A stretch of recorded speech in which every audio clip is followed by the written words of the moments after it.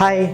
Ako nga pala si Marian sa Bululingay at hawak ko ngayon ang aking silver play button at dito ako nagsimula. So ayun guys, kita ulit tayo mamaya. So ayun na nga guys. At syempre, magbibihis muna po ako ng damit. Uuwi muna ako, kasama ko yung bayo ko. Siya yung mag-drive ng motor. Makikita niyo siya mamaya. Guys, alam nyo, konting nung una, medyo parang nahirapan ako. Parang nawalan din ako ng tiwala sa sarili ko na kaya ko pa kaya ulit na pumasok sa gantong sa buhay, gantong buhay. So, tinry ko at ayun, nag-success. At syempre, kumbaga, pinagpatuloy ko lang kung ano kung ano yung nasa puso ko. At ayun, di naman ako nabigo. Marami din mga opportunities ang mga dumating sa akin. At syempre, sa amin dalawa ng asawa ko. Nung una, mahirap. Pero syempre, sa una ka lang talaga mahihirapan. Pero pag nandun ka na sa point na alam mong nilalaban mo siya. Naligo na ako kanina sa ilog. Magbibihis na lang po ako. Marami pa pala akong masago. Ayan guys. Tapos papagupit ko yung buhok ko niyan kasi ang haba na ng side guys. Napapansin ko. Kaya yan.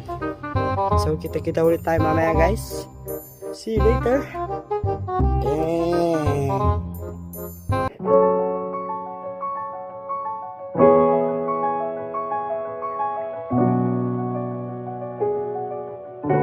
OJ got that juice.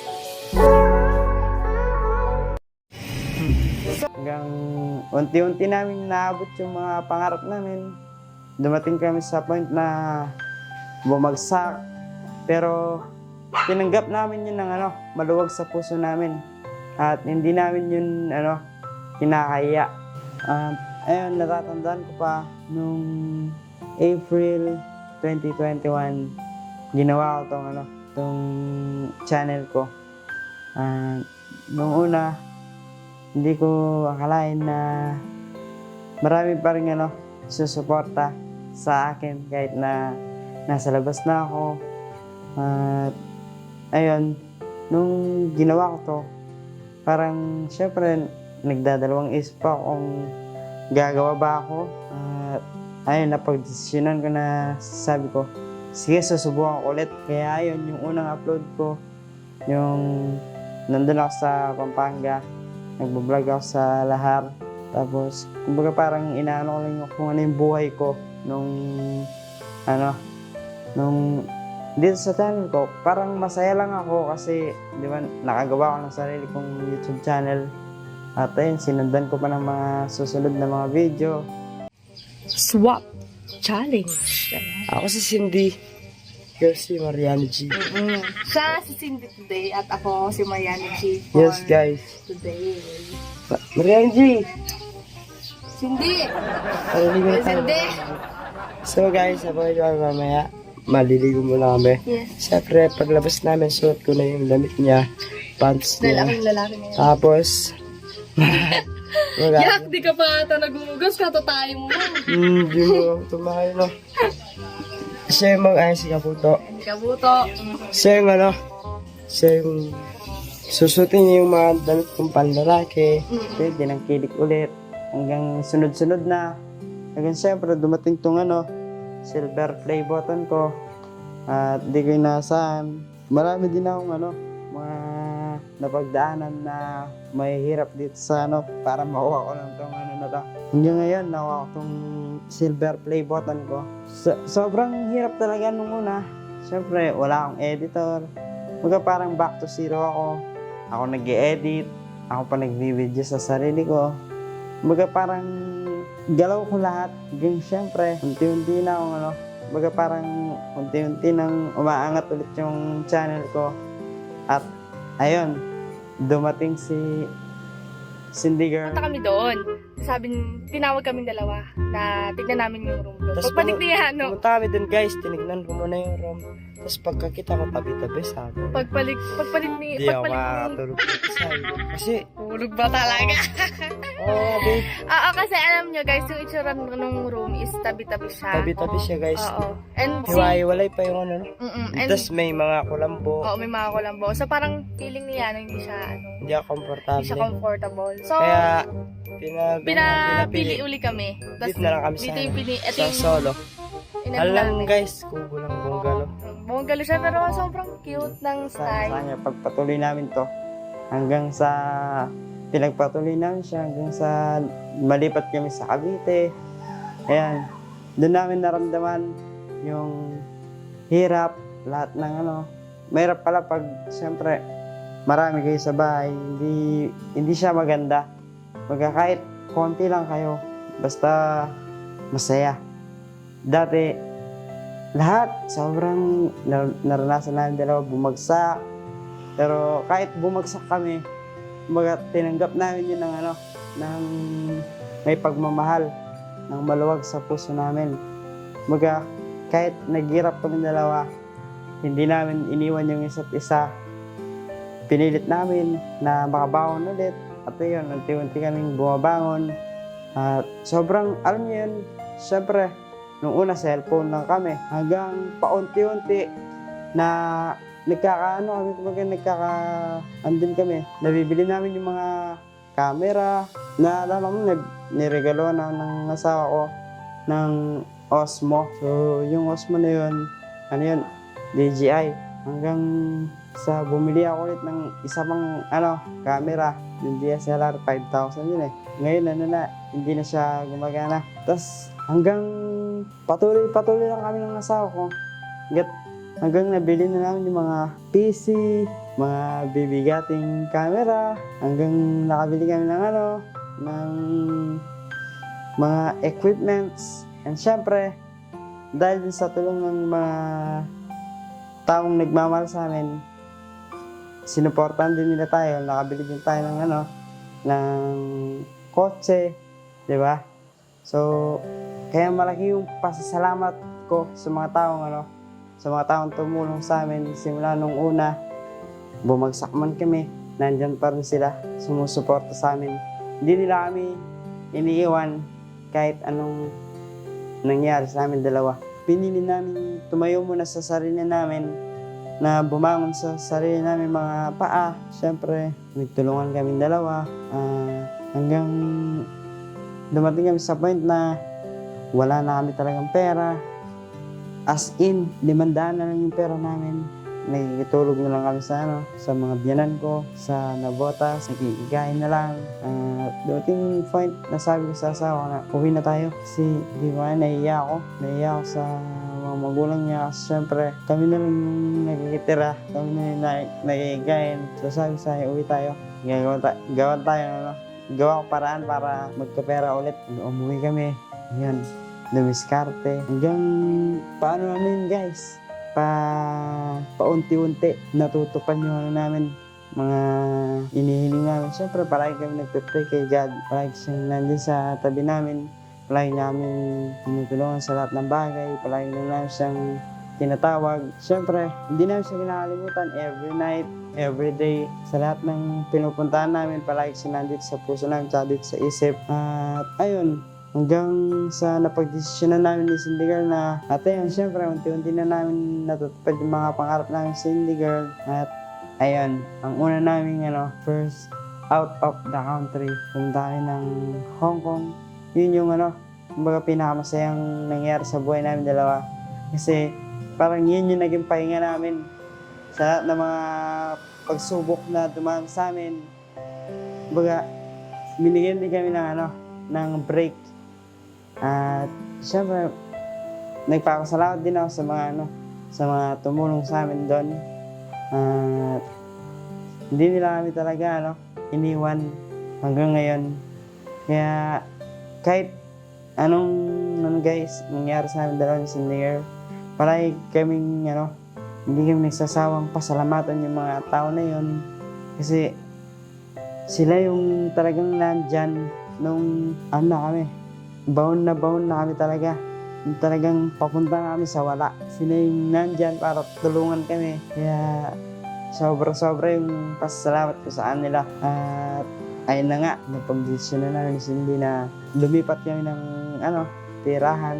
At dito kami ngayon natira sa Antipolo kung saan kami nakatira ngayon. Paunti-unti din, natutupad namin yung mga mga pangarap. Ayun, nakapag-ano namin ulit, second country.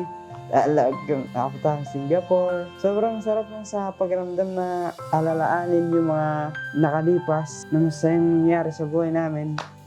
Siyempre ngayon, gusto ko lang sabihin sa inyo na ito guys, hindi ako talagang dati pa, sobrang hirap namin ni Cindy Girl sa YouTube. Sobrang inaan na lang namin, pinipilit para makabangon siya ulit. At siyempre, parang hindi na siya yung naging namin, source of income. Parang naging lang siya, parang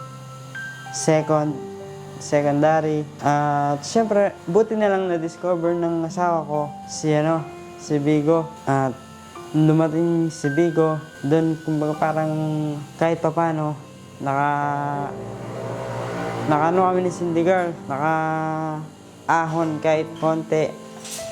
At syempre, kung gusto niyo palang mapanood, nandiyan yung link sa baba. Download niyo yun, mapapanood niyo yung live namin doon every night, every day. So, ayan, babalik tayo sa kwento. Ayan, si Bigo, siya yung naging sa amin. Siya yung nagiging sa amin ngayon. Siya yung center of income namin. Buti nga na ng asawa ko na-discover niya yun. At syempre, yung channel namin, alam namin wala na talaga siyang pag-asa. Pero kahit pa paano naman, may mga nanonood. Kasi hindi kami titigil hanggat may isa pang nanonood eh. Kumbaga, hindi lang siya isa. Marami pa kayong nanonood sa amin kaya hindi kami tumitigil. Kaya hanggang may isang nanonood sa inyo, kahit anong sabihin ng mga taong basher, hindi kami titigil dito sa YouTube namin. Pagpapatuloy namin siya hanggang bumalik siya ulit sa dati. Itong silver play button na hawak ko ngayon, sobrang valuable nito sa akin at syempre lalong-lalo na kay Mariano G. Ito yung unang-unang naging achievement namin sa lahat ng mga sacrifices na pinagdaanan namin. Bali nung naabot namin to, medyo marami na din kaming napagdaanan na magkasama. Noong una, si Mariano G talaga yung nag-start ng YouTube channel. So, nakuha niya yung 100k subscribers in just 1 week. So syempre, na-proud talaga ako sa kanya kasi biruin nyo na kahit parang nung nagsimula kasi siya, syempre, nandun yung doubt sa kanya na parang meron pa kayang susuporta, ganun. Kasi syempre, nasa stage siya nang nasa labas na siya, ganyan. So, 50-50 ay yung confidence, syempre, 50% nanghihina loob, 50% yung kumpiyansa sa sarili. So, nagtatalo. Pero, dumating sa point na wala kasi kaming choice kundi magpatuloy. Wala siyang choice kundi magpatuloy. Kasi pag nanghihina loob niya, kapag huminto siya, walang kapupuntahan yung lahat ng mga sacrifices niya nung una. Kaya wala kaming choice kundi magdire-diretso. Until, nung in-start niya yung YouTube channel namin, hanggang sa magkasama na kami na tumatrabaho dun sa YouTube. Mahirap sa umpisa kasi dumating sa point na kailangan pumondo ni YT. Wala pa kaming kahit walang pera, walang resources, kumbaga.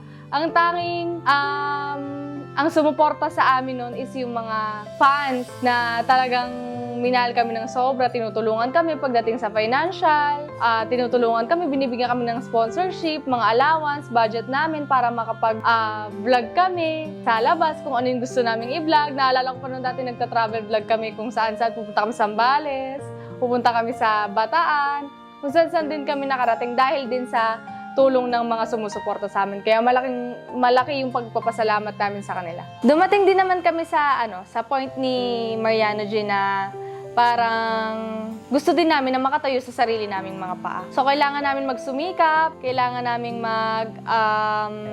magtrabaho ng mabuti para mabili namin yung mga equipments namin for vlogging. Pero nagpapasalamat ako kasi guys, marami talagang sumuporta nun. Nagkaroon kami ng camera dahil din sa mga sponsorship na natanggap namin. Nagkaroon pa kami ng ZV-1. Tapos nagkaroon pa kami nung, ang tawag doon, yung Nikon ba yun? Osmo. Hindi, yung Osmo kasi guys, nung birthday ni Mariano G, ako yung nag-ano sa kanya nun. Ako yung nag-gift sa kanya nun para meron kaming pang-vlog kapag magkasama kami, meron siyang pang-vlog pag siya mag-isa. Kaya lang sobrang hirap nun guys kasi that time wala namang computer si Mariano G. So, naisip ko nga paano niya tinatransfer yon. Alam ko, kinuha niya lang yung memory card tapos ewan ko kung saan niya sinasalpak yung mga video. Doon nag-start yon. Wala kasi kaming computer. So, ang pinang-edit niya lang is cellphone. Ganon. Hanggang sa unti-unti na nabago ng YouTube yung buhay namin. Kahit papaano, kumita kami ng malaki sa YouTube na kapag pundar na kami ng mga sarili naming camera. Kasama pa nun yung tulong ng mga sumusuporta sa amin. Hanggang sa napunta na kami sa Cavite, sa Bacoor. Natira kami sa Molino for Bacoor, Cavite. Noong una medyo maganda yung start namin dalawa ni Mariano G as YouTuber. Pero darating talaga yung time na magiging matumal, magiging mahina yung kumbaga sa tinda, magiging mahina yung benta. So, ang natutunan ko lang nun is walang permanent. So, hanggat merong mga sumusuporta, hanggat merong mga nanonood, dapat talaga mag-impok. Kasi that time, akala namin pang forever na siya. So, ang dami naming taong kinuha para magiging kasama namin, magiging katulong namin. Pero at the end of the day, parang kami pa rin yung naging masama kasi akala pinagdadamutan namin ng pera, akala hindi kasi talaga guys, explain ko lang hindi kasi talaga stable yung kita sa YT. So, minsan malakas, minsan mahina at darating talaga sa puntong bagsak, lagapak. Hindi malabong mangyari yon sa lahat ng mga nag-YouTube kasi hindi naman araw-araw Pasko. Hindi naman parati tayong nasa limelight, hindi naman parati tayo yung sikat, ganun. So, ayun, hanggang sa dumating sa point na talagang bumagsak kaming dalawa ni Mariano G. Talagang kaming dalawa na lang noon. Tapos, totoong nangyari sa amin na pag naalala ko to pag naalala ko to guys, dumating sa point na wala kami. As in walang wala. Dumating sa point na yung sasahurin namin sa YouTube may negative pa. Alam niyo yun, yung ang sahod namin sa YouTube, 50K, ganyan. Yung babayaran namin, meron kaming sasakyan, meron kaming bahay, meron kaming tubig, meron kaming wifi, meron kaming kuryente. So, yung 50K na yun, may negative pa na kami kailangan bayaran. For example, ang sahod namin 50K. Ang kailangan namin bayaran is nasa 65, nasa 75. Siyempre, pagkain pa namin, dumating kami sa point na walang-wala kami dalawa ni Mariano G. As in, nag-uulam kami, everyday corned beef, everyday delata. Tapos, akala ng mga nasa paligid namin is marami pa rin kaming pera. Pero, kinimkim namin dalawa ni Mariano G. Na parang, hindi, kaya natin to, kaya namin ma-overcome to, kaya namin malagpasan. Ang masakit pa doon, syempre, sumasahod kami. So, akala nila malaki yung sinasahod namin. Kapag nakikiusap kami na pwede bang ganito muna, pwede bang ano muna, hindi sila pumapayag. So, ang nangyayari talagang ipit na ipit ang aming mga itlog. Ipit na ipit talaga kami dalawa ni Mariano G. Syempre, tumutulong din kami sa family. Kahit papaano, na kapag nagpapadala kami, kahit hindi ganun kalaki, kahit paunti-unti. Pero dumating sa point na yung mga kasama namin sa bahay, sila dapat yung makakaunawa, makakaintindi kung ano yung pinagdadaanan namin. Hindi ganun yung nangyari. So parang marami din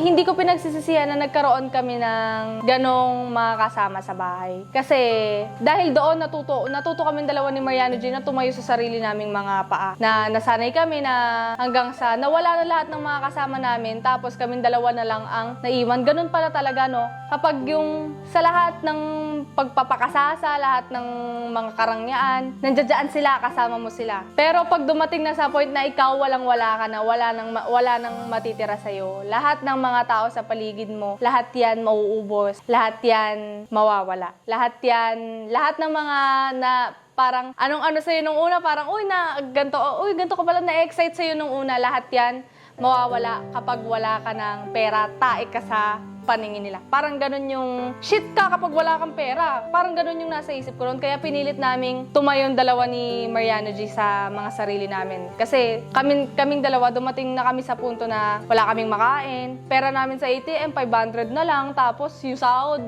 malayo pa.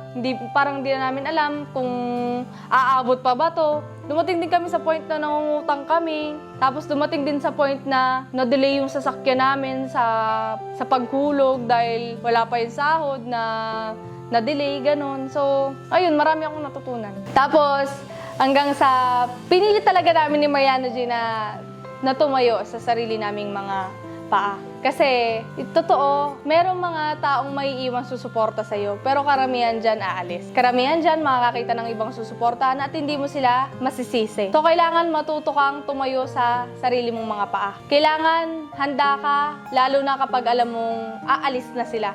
Kasi pag umalis sila nang hindi ka handa, parang kawawa ka, ganun. Kasi hindi mo alam kung saan ka pupunta, hindi mo alam kung saan ka tatakbo. Kaya dapat handa ka kapag dumating na yung time na iba na yung sinusuportahan nila, iba na yung mga pinapanood nila, dapat ready kang tanggapin yun ng buong buo sa sarili mo. Yun kasi yung ginawa namin ni Mariano G. Tinanggap namin ng buo kung ano yung nangyari sa YouTube namin. Kung talagang bumagsak, edi bumagsak. Go with the flow lang kami ni Mariano G. Pray lang, bahala na kung saan kami dadali ng kapalaran. Hanggang sa, hindi ako, yung utak ko kasi talaga guys, ganyan-ganyan yan, no. Alam kong hindi na kami mabubuhay sa ganito kung may manonood sa amin, kung alam mo yung nakasalalay sa YouTube kung ano yung magiging buhay namin. So, ayoko rin na parang mag-rely kami doon or maging dependent kami sa mga social media namin kasi wala talagang permanent dyan. Minsan mababa, minsan mataas. So, palitan lang. So, kung dyan lang kami aasa, paano kami? So, nag-isip ako ng paraan kung saan kami kahit papaano magiging maayos. Hanggang sa nakita na namin si Bigo. So, si Bigo, malaking pasalamat namin sa kanya, lalong-lalo na sa sa buti naming manager kasi 2 beses ata ako nag-apply sa Bigo tapos hindi kami natanggap. Tapos, yung una hindi kami natanggap, tapos yung pangalawa, natanggap na kami. So, nag-apply ako, kunyari for example, 2022 ngayon, December 2022 nag-apply ako, tapos November 2022 nag-apply ako, tapos hindi kami natanggap, tapos January 2023, natanggap na kami. So, si Bigo talaga siya yung nag-press sa amin, talagang tumulong sa amin na maging maayos ulit kami, maging maayos ulit yung takbo ng ng YT namin. Dati, kung kami yung binuboy ni YT, ngayon parang okay lang kung anong maibigay ni YT. Sapat na sa amin, malaking tulong na sa amin yun. Ganun na yung pakiramdam namin na parang, kahit medyo bumaba tayo ng onte, hindi na kami natatakot, hindi na kami nangangamba. Dati kasi, nung kay YT lang kami umaasa, parang every time na sasahod kami, meron kaming takot kasi baka mamaya kulang pambayad ng sasakyan, kulang pambayad ng bahay, ng kuryente, ng wifi. So ngayon, hindi na gano'n. Maabot na kami sa point na parang na lang tayo, chill na lang tayo kung anong ibigay ni White. Pero nagpapasalamat kami kasi isa to sa naging stepping stone namin si YouTube, kung nasan kami ngayon dahil yun sa kanya. Syempre dahil sa kanya talaga kami nag-start hanggang sa nakarating na kami sa Facebook, hanggang sa kung saan na kami nakarating. So thankful ako sa lahat ng mga naranasan namin. Even yung mga hindi magaganda, yung mga magaganda lahat pinagpapasalamat ko. Kasi kung hindi dahil doon, hindi kami matututo ni Mariano G na tumayo sa sarili na. Siguro hanggang ngayon marami pa rin kami. So yun. Kung naisip nyo guys, hindi na kasi kami nagla-live dito sa YouTube. So kung naisip nyo na tumigil kami, hindi po kami tumigil. Umiba lang po kami ng istasyon. So, kung gusto niyo po na mapanood yung aming mga live stream, nandyan po yung link sa baba. Pwede nyo i-download para mapanood nyo kami. Ang learnings ko sa mundo ng social media is always keep your feet on the ground. Kahit gaano ka pa kataas, kahit saan ka makarating, kahit gaano kataas na rurok na narating mo, kahit feeling mo hanggang langit na yung narating mo, maging mapagkumbaba, maging humble. Kasi yung pagiging humble, yan yung dadalhin natin. Yan yung dadalhin natin kahit saan tayo mapunta. Kahit sino mang makasama natin, kahit saan man tayo makarating, yung pagiging mapagkumbaba, yan yung hindi mabubura na alaala sa atin ng mga taong makakasalamuhan natin. So, meron pa akong learnings. Marami akong learnings. Sa mundo ng social media, kailangan is always kang ready sa kung ano man ang kahihinatnan ng mga social media accounts mo. Kasi, yun nga guys, paulit-ulit ako, darating sa point na hindi tayo parating malakas, hindi tayo yung palaging papanoorin ng tao, pero dapat alam mo kung paano i-handle yung mga ganong sitwasyon, tsaka alam mo kung paano tanggapin yun ng buo. Kasi, artista ka, nalalaos eh. Tayo pa kaya? So, ayun, meron pa. Tsaka, wag mag-rely masyado sa mga taong nasa paligid mo. Kasi, meron talagang mga taong matitira at matitirang susuportahan. Susuportahan tayo sa mga ginagawa natin, pero meron talagang aalis. So, kapag umalis sila, dapat ready ka at tanggap mo ng buo yun. Kasi, meron silang ibang mga taong susuportahan. So, dapat tanggapin mo ng buo sa sarili mo yun at magpatuloy ka kahit anong mangyari. Yun lang. Ang natutunan ko sa nangyari sa amin ni Cindy Girl sa buhay namin ay huwag kang makampante kung ano man yung inaano mo, kung saan ka kumukuha ng source of income. Mas guys, parang ano yun eh. Para lang namamasada. Di ba? Diba, pag namamasada sa daan, may pumara, tapos hindi pala sasakay sa'yo. Tanggapin mo. Kasi meron pang mas malaking opportunity na naghihintay sa'yo sa susunod na pasahero mo.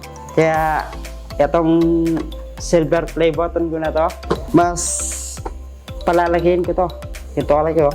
Gagawin natin tong ginto. Basta wag lang tayong huminto dito sa YouTube.